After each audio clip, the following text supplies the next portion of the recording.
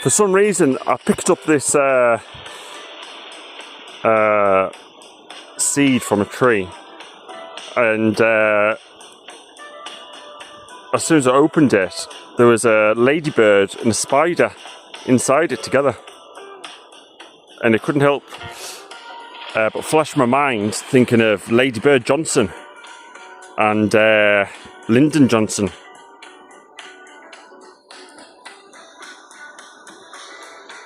Maybe it's a sign from the universe that I should have a crack at writing I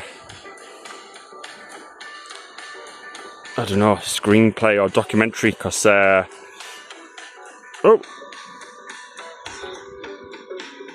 sorry Ladybird for interfering with your little world.